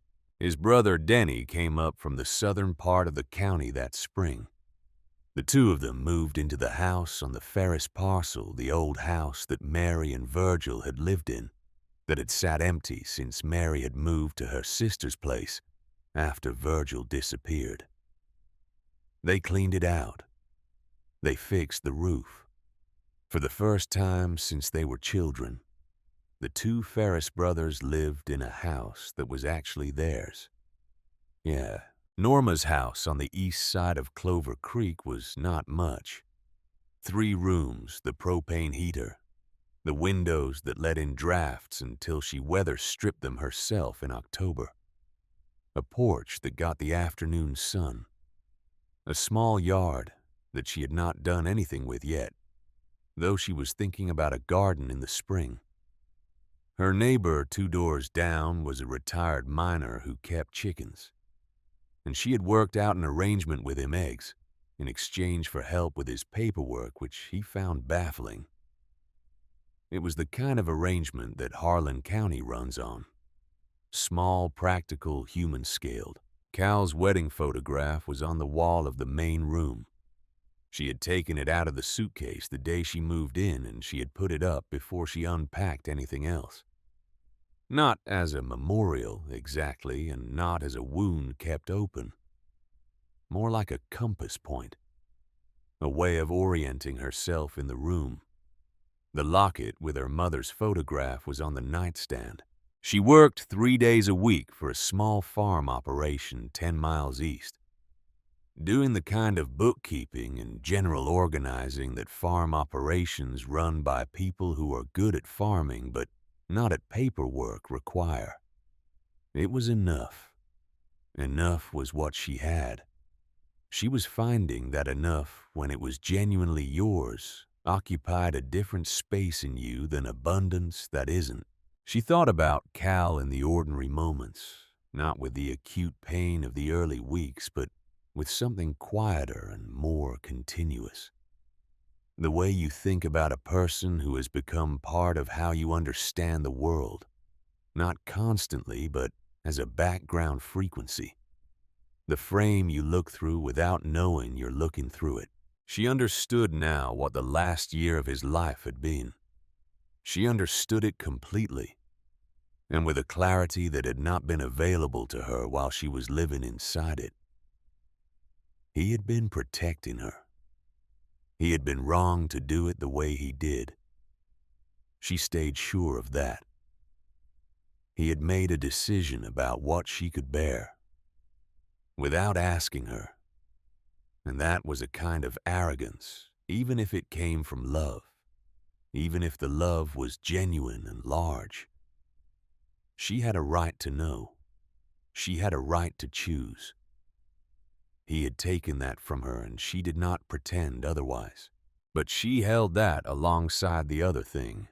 The man who had walked into that cave alone with the knowledge of what his family had done, and the knowledge of what that knowledge might cost him, and had sat in the cold and the dark, and written it down anyway because he could not make himself be the kind of man who knew and did nothing. He had crossed his own name off a list because he refused to belong to the company of people whose names were on it. He had built a case that he did not get to present in a cave that his wife would find by following directions given at his funeral by a woman who had been watching for 40 years. He had trusted in the end not to any specific person but to the general proposition that someone would come. Someone who hadn't given up yet. Someone with enough left in them to pick up the thing he hadn't been able to finish. She had been that someone. Not because she was exceptional, because she had walked through the door, swooned. She went back to the cave in the first week of April, months after Greta Holt had confirmed it was safe to do so, months after the formal proceedings had moved into their slower procedural phases. Norma went back to Opal Winters first.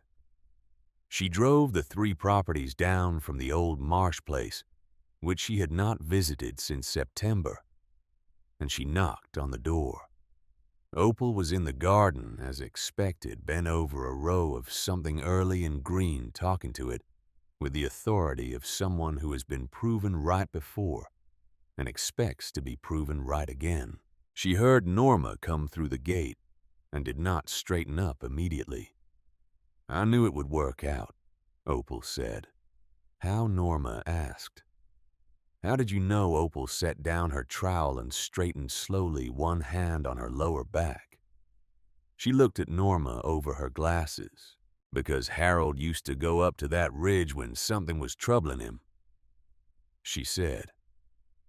Said it was a good place for honest thinking without other people's noise getting in. He told me about the cave before he died. Told me about some things he'd seen from the inside of those board meetings, too. Things he wasn't proud he'd stayed quiet about. She picked up a handful of weeds and dropped them in the bucket. And then I saw Cal's truck on the back road in his last year. Same direction. I put the 2 things together and I knew what he was carrying." She paused. She looked out over the garden, and I knew Winifred would do what she did. So when I saw you at that funeral still standing straight with your back to all of them, I thought that one. That's the one who hasn't given up yet. "Plenty of people know that cave is there," Norma said. "Nobody goes in." Opal looked at her over the glasses. "That's exactly right," she said. "Plenty of people know it's there. Nobody goes in."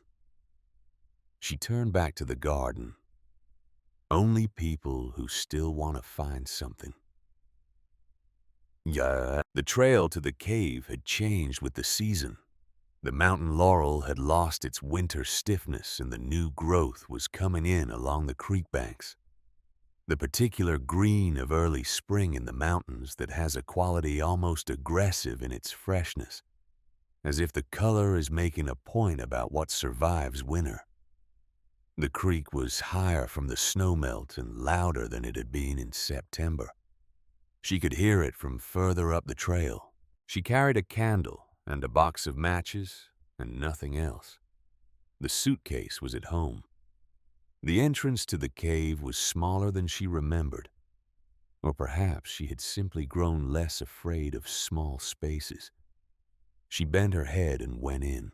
The main chamber smelled the same stone and cold, and time that does not move the way surface time moves. The crack in the right-hand wall admitted the same narrow blade of light, falling across the same area of floor, independent of anything that had happened since September.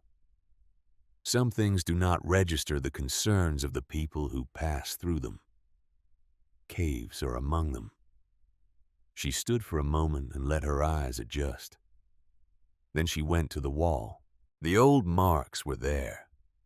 The tally lines and the drawings and the accumulated evidence of the various people who had sat in this place at various points in the last century and needed somewhere that wasn't anywhere. She looked at all of it. She had looked at it so many times now that she knew it the way you know a face without having to look directly by the accumulated impression of many lookings. And Cal's marks. The letters he had cut into the limestone at crouching height, in the compressed handwriting of someone writing with urgency and care in equal measure. Some of it had faded further with the winter moisture. But the first section was still clear. I need to finish. She held the candle near the letters and she read them. She read all of it that was still readable, which was most of it. She read it the way you read a letter from someone who is gone, knowing what you know, now that you didn't know when it was written, and understanding that the knowing came at a cost and arrived too late, and that those two facts do not cancel each other out. She took the nail from her coat pocket. She had found it at the farm where she worked, a square-cut nail, the kind that turns up when you're digging in soil around old outbuildings, the kind that hasn't been manufactured as a standard product for 100 years. It was about 3 inches long. It was heavy enough to cut limestone. She knelt on the cold floor of the cave. The cold moved through the knees of her jeans immediately, and she did not mind it. She pressed the nail point against the stone, and she found a section of wall beside Cal's writing close enough to be in the same conversation, but not overlapping with what he had made. She cut her letters slowly. She was not a person who wrote things quickly. She thought about each letter before she made it, the way Cal had thought about each word he had written in his composition notebook. Economy, precision, not a mark more than the thing required. When she was finished, she sat back and read what she had written. Cal, I finished. She looked at it for a moment. Then she pressed the nail to the stone again below the first line, and she added 4 more words. Nell still here. She set the nail down on the floor beside her. She sat with her back against the limestone and her knees drawn up and the candle burning at the base of the wall, throwing its small circle of light across the marks on the stone. The old ones and Cal's and now hers, 3 layers of time, in the same pale rock, each one made by someone who had come here, because they needed a place that was separate from the arrangements of the world outside, and had found it, and had left the evidence of themselves behind. The light through the crack in the wall was changing, going from afternoon white to the orange of early evening. She knew this light. She had learned its patterns over the months of coming back here, the way the cave measured the day's end in the only unit it had. She did not move yet.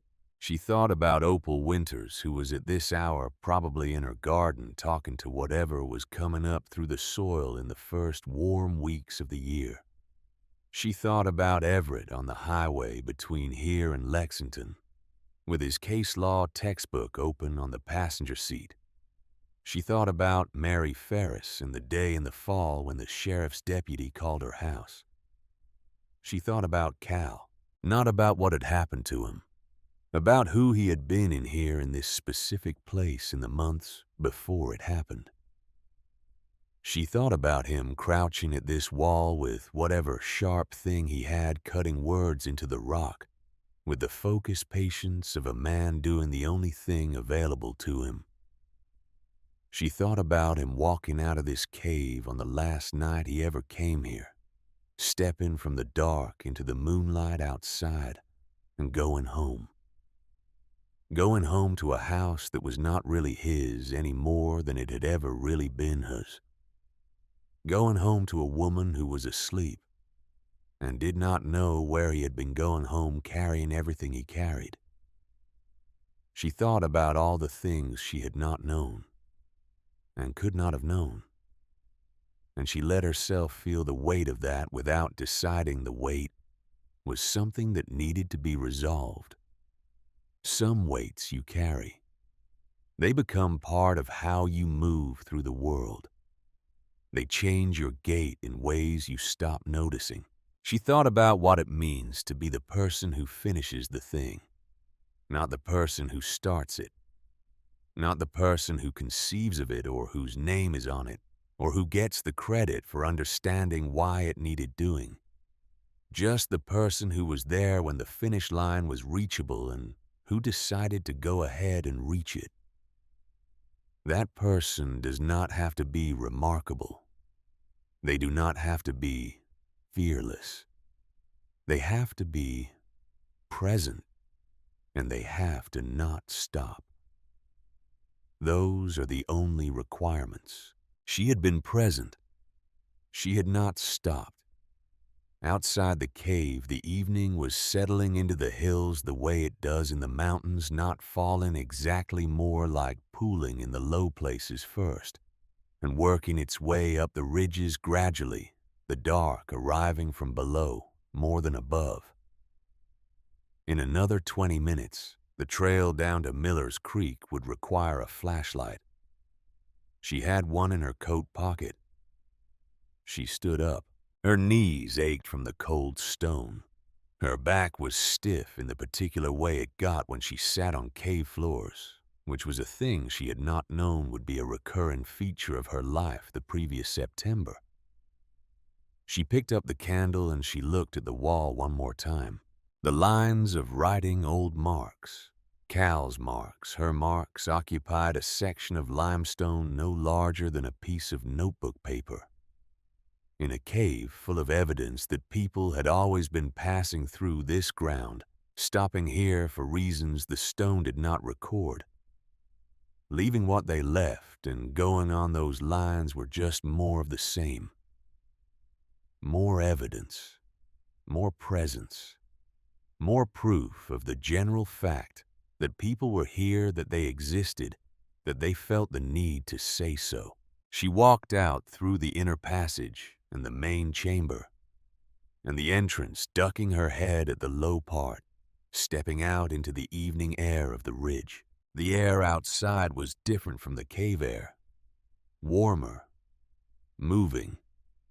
It smelled of new leaves in the creek below and the particular greenness of April in the hills of eastern Kentucky, which is a smell she did not have a single word for, but which meant more precisely than any word that winter was done, and the ground had decided to try again. She stood at the mouth of the cave for a moment. She looked out over the ridge and the tree line and the valley below where the lights of Clover Creek were beginning to show in the dusk, small and steady. The ordinary lights of people in houses going about the ordinary business of an evening. Cooking something, watching something, talking to someone, or sitting in comfortable silence, or looking out a window at the same ridge she was looking at from the other direction. She had walked into this cave the previous September as a woman with no place in the world. That was the fact of it, stripped of sentiment. She had been put out of a house that was not hers by a woman who had always known it was not hers. She had walked into these hills with a suitcase and a paring knife she had taken without knowing why, and she had sat in the dark and cried the kind of crying that clears a person. And she had woken up and found her dead husband's handwriting on a wall, and she had done what the handwriting asked. She was still here. She was 43 years old, and her back hurt, and she owed 2 months' rent, and she had a garden to plant, and a neighbor's tax forms to help with, and a long drive ahead of her tomorrow to testify at a deposition in the civil case that was still working its way through the machinery of the courts.